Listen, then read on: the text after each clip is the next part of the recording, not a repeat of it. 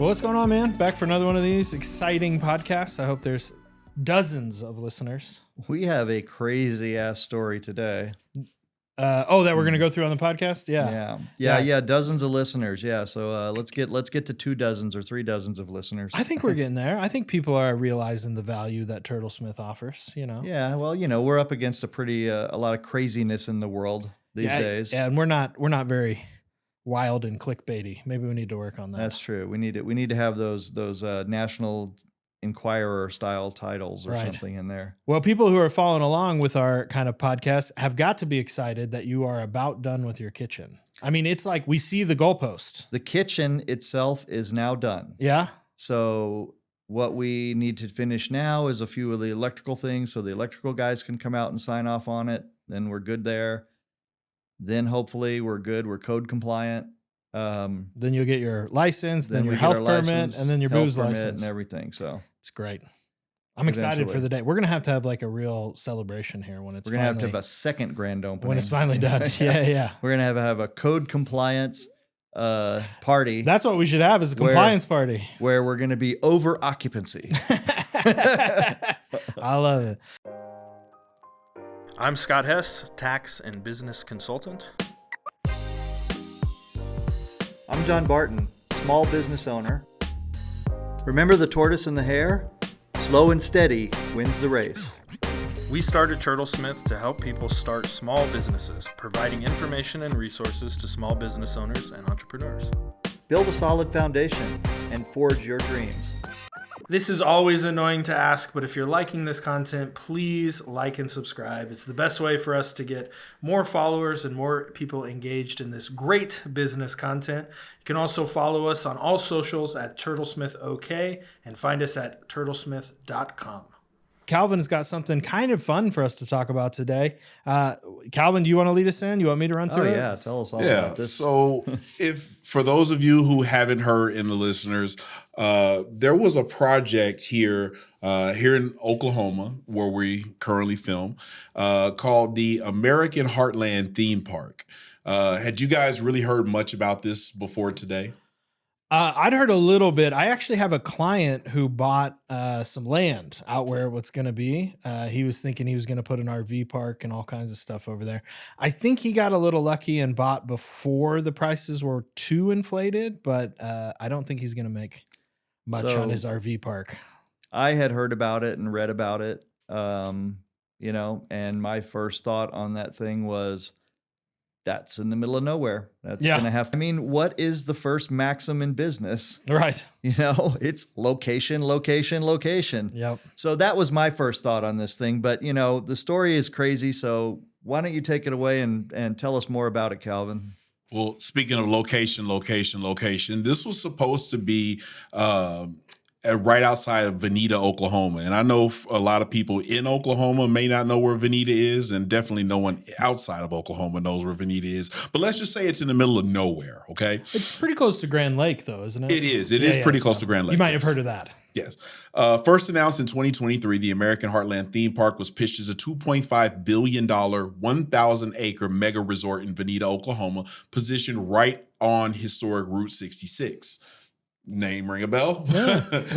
just down the street from us. Our office is on Route 66. Exactly. Right. The project promised a 125-acre primary theme park with 6 highly immersive American-themed lands, alongside a 320-acre Three Ponies RV park, which was slated to be the largest in the central U.S. The developers promised 5 million annual visitors and a massive influx of local jobs, aggressively marketing a phased opening timeline that aimed to coincide with the Route 66 Centennial, which is this year in 2026. So some of the key players here, Eugene Bicknell is actually the main and sole investor. We'll get more to him in just a second. He's a 91-year-old former Pizza Hut franchise mogul who acted as the sole financial backer. Red flag number 1. The corporate entity behind the project was Mansion Entertainment Group. They're based in Branson, Missouri, primarily operated a local theater and had absolutely no prior experience building theme parks. Richard Solanskis and Larry Wilhite were the lead developers. Solanskis specifically had a healthy documented history of pitching multi-billion-dollar theme parks like the defunct Dream Vision projects that ended in catastrophic failure and fraud. And then the executive producer, Stephen D. Hedrick, had some past experience as Disney, and they really only just kind of had him to bring a little air of legitimacy because he had worked with Disney. The basic story here is the whole time it was a fraud. The park didn't fail due to inflation or supply chains. It collapsed because it was allegedly a massive psychological manipulation and elder exploitation scheme. The federal court filings allege that Solanskis and Wilhite isolated Bignell and sent him hundreds of electronic messages impersonating God, titled Today's Word, and a fictional nun named Sister Catherine. The messages explicitly commanded Bignell to empty his accounts to fund the park and sign over 2/3 equity to the developers, ultimately draining $60 million from his personal fortune.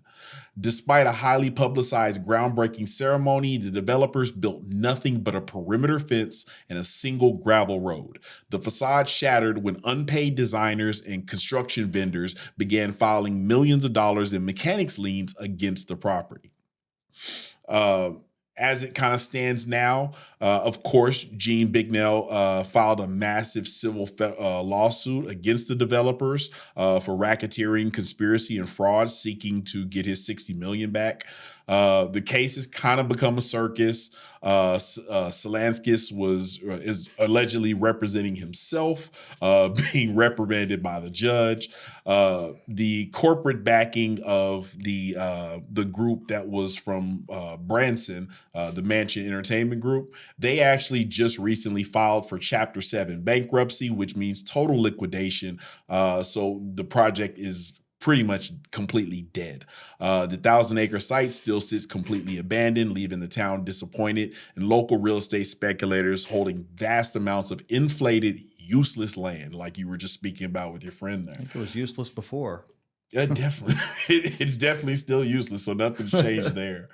So there's a whole host of questions that I have a few that I want to ask you guys. But before we get to that, I just want to get your thoughts on how this whole thing shakes out.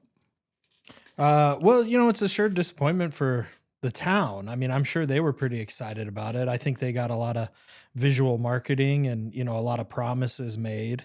And then I sure feel bad for that, older guy. It's shockingly. I don't. Well, now, so you think what? He was just kind of a sucker will always be parted from his money type of deal? Yeah, because I feel like, okay, you got a smart guy who built a franchise, who built sounds like a pretty solid business with a whole bunch of Pizza Huts. Yeah. How do people like this get taken in? Like, I mean, good, he's 91 years old. Jesus, go live on an island somewhere and retire, but or have. We hear so many of these stories, right? Even the biggest one in the world today is Epstein and the Victoria's Secret guy, right? Yep. That was what, like $200 million or something that he allegedly embezzled from them. That's what they say, right? And at one point Epstein wrote a check for $100 million or something and just handed him $100 million back.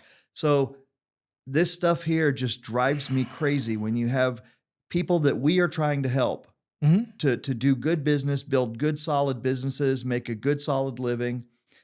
And money is just being, where did the money go? It's just gone. Stolen. Yeah. It's gone. Stolen. But where is it? I mean, there's kids starving. There's people suffering, and people really just busting their ass trying to make it in this world. And you got these fraudsters here that are going after these high net worth suckers.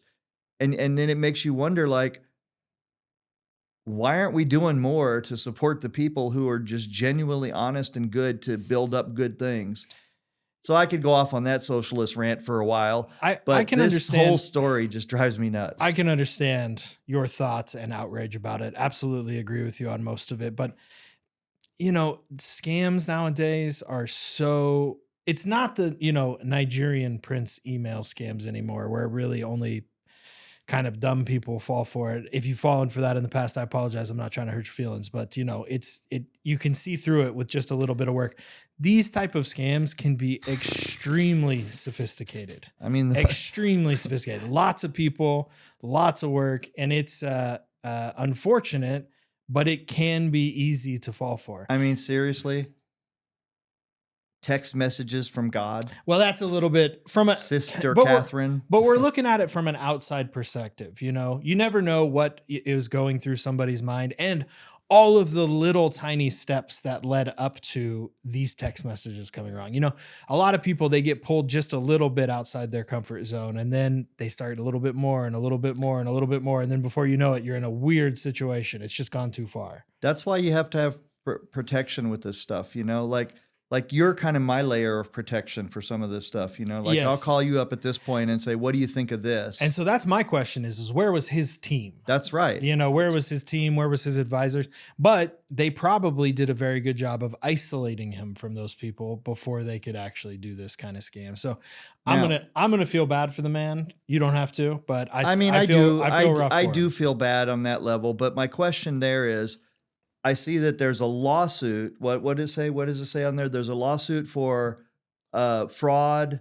What was the other things on there? Go back to where that was there. Fraud, racketeering, and conspiracy. Aren't these all crimes? Yeah.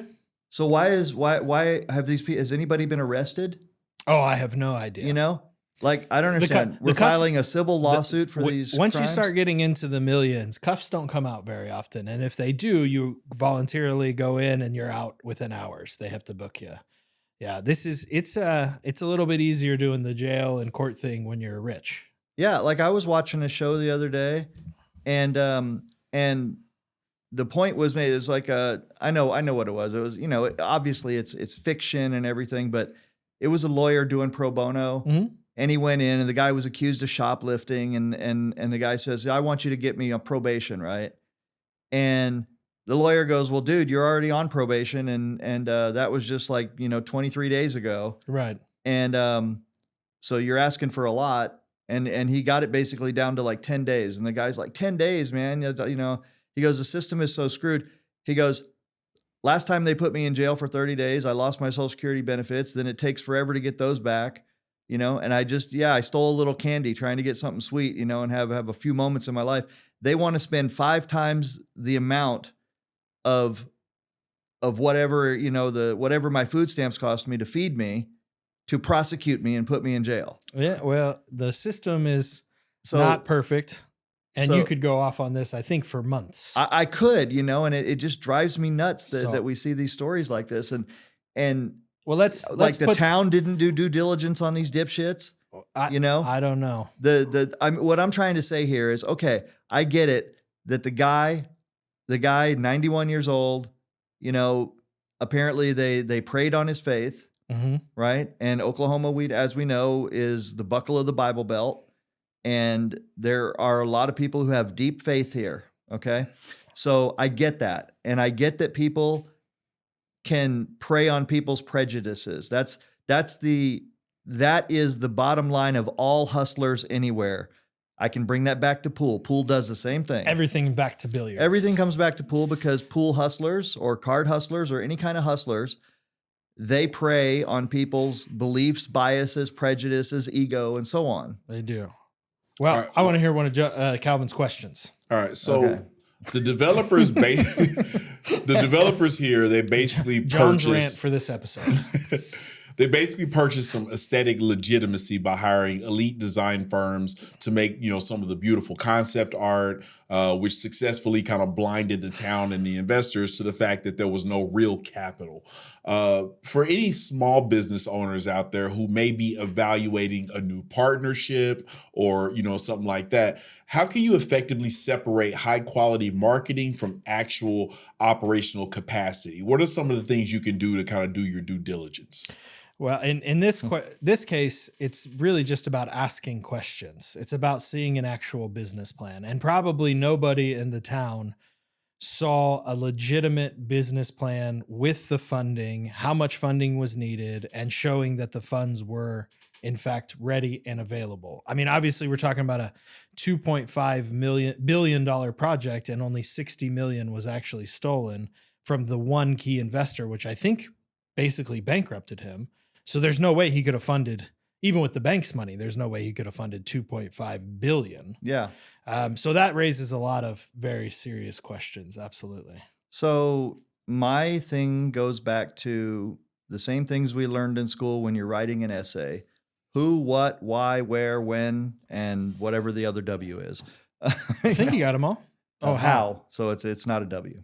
But basically, you know, like I said when we were in the lead up to this episode, I said, you know, these days to rent a house, you have to give up a DNA sample, you know, your last 10 years of your life, everything. And if you have any blemish on it, you know, you can forget it. And you have to pay for this every single time you go to you apply to rent a place. I mean, you know, I completely agree with you. The big problem here is that everybody rents a house. Everybody knows the process. The landlord knows their rights. You as the tenant should or can find out your rights very easily. At all points, most of us have rented a property or bought a house. And, you know, we talk a lot about small businesses. I have seen hundreds, thousands probably at this point of businesses that make, you know, between a couple 100,000 and a couple million. Lots of people in business doing all kinds of stuff. I am very knowledgeable. I'm very up to speed. I'm very good at that. There are not a lot of people who are good at building a $2.5 billion theme park. There's not a lot of people who know the right questions to ask. Exactly. There's not a lot of people who have gone through that process from start to finish and really know. And so I think what happens is a lot of these people in the town, probably when they were seeing all of this stuff, it's so, that number 2.5 billion is just so ridiculous to some people. It's so out of reach. It's so huge that they don't even begin to know how to ask these basic questions. Now, people from the city should have known. Government officials should have known. His team, the guy who created the internet is like just spinning in space or in his grave or whatever if he's still alive. Well, you know? There's a lot of information out there, but there's not a lot of information. I mean, you could go on a Google deal about like what kind of due diligence would you do on a $2.5 billion theme park? You're not going to find that much. But if you go and you say, how do I do due diligence on this business I want to buy that's $1 million? There'll be a lot of due diligence for that. So what I'm just trying to get at is that I think the reason that a lot of people get fooled by marketing and big stuff like this is that it's just such a high level project that it's out of their realm. It's out of their realm of expertise and comfort level to question things like that going on. And what, it just breaks their bullshit detector? It shouldn't be. Yes, that it absolutely breaks their bullshit detector. Yeah, 100%. You and I are talking about doing a large scale project. Both of us are way out of our depths and we're relying on other people. Now, we are not intimidated and do not feel the effects of not asking the right questions or finding the right people to work on it. But there's going to be a lot of times throughout those big projects that you and I are going to be somewhat relying on the word of other people. Right. But I guarantee you that you and I will check those people out before we get them. You know, I mean, as much as we can. As much as we can. Yeah, of course. But, you know, this whole little story right here is going to make, you know, millions for a Netflix documentary or something 100%. At some point. I mean, one more point on this deal too is I think that it becomes a lot of that somebody else will handle it mentality. You know, when like if there's a bunch of people that see a crime, everybody assumes that somebody else called the police. I bet there was a lot of that going on here. Probably. There was a lot of like the town is looking at this. They assume that the investor has done the due diligence. You know, government, the people are probably thinking, well, the town's probably done the due diligence. The town's probably thinking, well, these guys are rich. They know what they're doing. Like there's just a lot more trust at such a high level because everybody thinks that somebody's paying attention. And there may have been actual corruption at certain levels. Maybe there were people who did think 100%. To themselves, you know, who are you guys? And they were like, well we're here's 50 grand. Yeah, we're the guys that got 50 grand right here for you to just not ask more questions. Yeah. So as somebody as a business owner, if you're developing a partnership, the due diligence is really just asking questions. It's asking the uncomfortable questions. It's asking for proof, for verification, for contracts, and most importantly, get paid up front as much as you can, or at least part of it up front so that you're protected. So, you know, to kind of go off on a rant tangent as well, and I'm not going to do this long, but I've said this a few times. I have come to kind of the opinion that one of the biggest problems, not only in America right now, but just in the world, is literally lying to each other. Yeah. Like, oh boy, great line, Captain Obvious. But what I mean by that is that in certain contexts, lying is a crime. It's a punishable crime. It's fraud, commercial fraud, business fraud. You go to the bank, you represent yourself wrong. You can go to jail for that. But I think that if we're going to have, some kind of limit on speech, it should be lying to each other. It should be literally, if you lie to someone else in order to manipulate them into doing something for them, spending their time, energy, and money to do something you want based on false information that you gave them, that should be considered as just as much or more of a crime as hitting them in the face, stealing from them, any kind of physical act that would get you arrested. Lying to them should get you arrested. Period. Be honest. Shut the fuck up if you don't have. So if you can't be honest, just shut up. Don't steal from people by manipulating them with lies. Well, what's our next question? I think we hit the due diligence trap on the head. So, don't lie.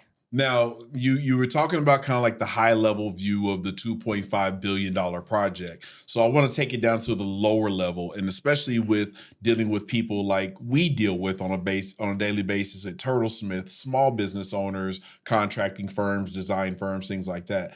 Legitimate vendors actually worked on this project and ended up filing millions of dollars in mechanics liens when the developer stopped paying. So for contractors and B2B service providers, what are the early red flags of a client's insolvency, and how can businesses contractually protect themselves before a mega client goes into Chapter 7 liquidation? So when I first started my kind of service business of doing accounting, I would do a lot of work and then I would get paid. And I'd do a lot of front-loaded work before I actually got any money.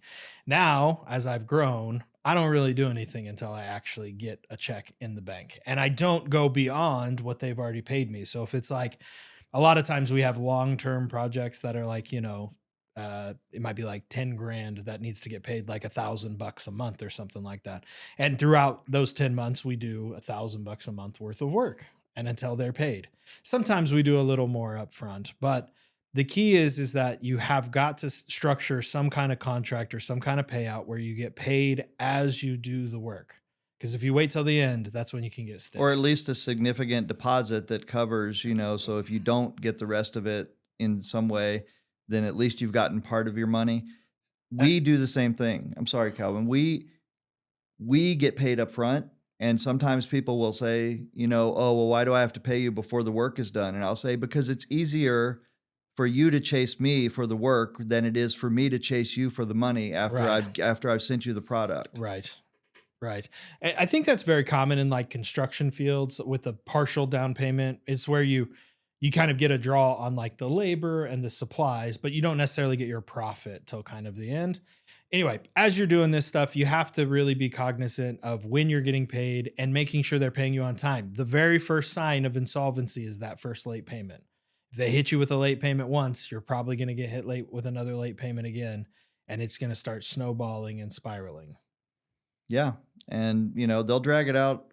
And you can think if they're dragging it out with you, they're dragging it out with other people. Yeah. Well, all businesses have a little bit of a thought of we want to get paid as quick as possible and we want to pay out as slow as possible just for cash flow management. But you as a vendor, if you got to get paid, you're wanting to get paid quick, they're wanting to pay you slow. You've got to keep on them. You got to make sure that they understand that you don't mess with that. You don't continue working if you don't get paid. That's just all there is to it. And don't be afraid to fire clients. Yeah, 100%. I mean, this is, yeah. Last question I got for you guys. The lead developer had a highly public history of pitching fake multi-billion-dollar theme parks that ended in prison time for his former partner. How can local governments and investors, but more so looking at local governments, avoid that sunk cost fallacy and ensure they don't ignore glaring red flags just because they're desperate for economic growth and jobs? The sunk cost fallacy is tough to get around, and it just comes with a little bit of discipline. But it happens so often. People start businesses, they start projects, and they just keep dumping money into it because they've already put so much into it that if it doesn't turn around, they feel like they're going to be in a bad spot. But they just keep putting themselves in a worse spot. So I would imagine that some of this allegations or knowledge about this person probably didn't come out until after they were deep into planning and stuff. And so by the time they found out, they probably faced that sunken cost fallacy. Like, should we abandon this because now we know this guy's fraudulent, or we've already put so much time and effort? Let's just see how it goes. I would say that I agree with you on this. I think sometimes when the dream is sold in such a good way, and even when guys like this get confronted with this, they can put the blame on the other people or the other partners. They'll be like, I brought a similar dream to these dudes, man, and they turned out to just be crooks, and I'm the one that wanted to make it work. You see, I'm not the one that went to jail. Yeah. And, I had a little bit of that myself when I tried to sell Chester's. Remember? We had a guy that actually had been essentially fired from his partnership in a business in Tulsa, a pool room where he was accused of taking money. Right. And dumbass me, I was like, I confronted him about it. I knew the story, or I knew part of the story. I confronted him about it, and of course he had his side of the story. And he's very enthusiastic, wants to make it work, this, that, and the other. And so I was like, okay, I'll sell you my business, and that was, a little month of not hell particularly, but, uncomfortableness. And it ended up costing me $4,000. Right. And luckily for me, we didn't end up signing the contract, or it would have been even worse, dealing with the guy's partner. Right. Right. So, I get that part. And so in that sense, I do have some sympathy for anyone who's taken in by people who are selling a good story. Yeah. Because, you kind of want to believe, Yeah. I think, the question was like, how do we ensure that we don't ignore red flags? And I think a lot of times, and this may be a little deep, but a lot of times we just lie to ourselves about these things. Like we look at a thing and we want it to work out so much that we are able to overlook some things in business and really in life a little bit. If you see a red flag, just run the other way. There's all kinds of deals that can be good that do not have red flags. Like there are lots of deals, there's lots of opportunities if you just keep working at it and keep going at it. This one thing that's going on in your life that seems like this is make or break, it's not the case. It's never the case. My wife. If you see a red flag, run. I'm bringing up your wife. I was about to say Lulu and Tiffany that works for us. They're kind of our red flag spotters. Like we are a little bit of dreamers and go-getters. They see those and they bring them up. They're like, don't do this. And I'm like, okay. Yeah. Yep. If it wasn't for Lulu, I would be lying in a ditch with like 100 red flags sticking out of me. Yeah. Like, cause there's a lot of them that would like stab me through the heart with those things. Yeah. And she is like, if she gets any bad vibe off of anybody, she's like, that person's no good. Don't deal with them. Yeah. And so I think that's really the answer. How do we ensure that we don't ignore red flags? Don't ignore them. Yeah. Don't sweep them under the rug. Don't let people gloss over them with a story. If there's a red flag, address it. Make sure that you're 100% confident that it's not a red flag before you move on. And if it is, just get out of there. Well, I would say that just like you said with Tiffany and me with Lulu, find somebody, have somebody in your life, Yeah. Usually there's going to be somebody in your life when you tell them something, they're going to be like, oh, really? What about that? What about this? That's no good. Or just, that's dumb. That's dumb. Right. Yeah. I get told that a lot. And as annoying as that is, I've got Lulu for that and I've got Dawn for that. Yep. Right. And as annoying as it is, it really is will preserve your financial health a lot of the times when you listen and you say, and you reflect and you say, okay, you know what? Let me think about those objections that they brought up. Yeah. And if you really are honest with yourself, a lot of the times you'll be like, okay, this is a big red flag. I'm not going to do this. Well, I think that answers the question. Just don't ignore it. Yeah. Don't ignore the red flags. Well, I think that's it. Yeah. Any more questions, Calvin? Don't listen All to right. Sister Catherine. Yeah, don't listen to. Yeah. If you're getting text from God, it's probably not great. Man, what a wild story. I didn't know any of that. I'm going to dig into it later. That's the I've got to read a craziest little thing more. I've heard. That's crazy. You know, and I've got a really good video. It's probably about 20 minutes long. I'll send it to you. yeah, link to it in the video too, so people can see it. Yeah, we'll definitely do that. Link will be to a video on this whole subject will be in the description. And by the way, real quick, by the way, guys, if you guys have stories that you want to bring to us and, tell us about similar stories, feel free to tell them in the comments or link to them, because we'd be interested in talking about them more as well. You had one that we can't talk about. I have several that you have several that we can't talk about on air that have a sort of a similar vein going on here. There's, they're more of the run of the mill scams, but you can't believe that the person who fell for it. It's the sunk cost fallacy and ignoring red flags. Yeah. So, well, anyway, find us at turtlesmith.com, at turtlesmith at all of our socials. Podcast drops on Wednesday, live on Thursday. And Sense of Direction is the greatest podcast ever, way better than ours. When does that drop? Fridays. You can learn financial literacy and life tips. Seriously, it really is great. That is really great because it's primarily geared towards young people, getting them situated. Had I known a lot of that information when I was their age, I'd be so much further along. Then I probably wouldn't. Me and Scott probably wouldn't know each other, because I would be investing my money into Venita. There you go. Because I'd have it to invest. All right. Well, that's it. We'll see you next week.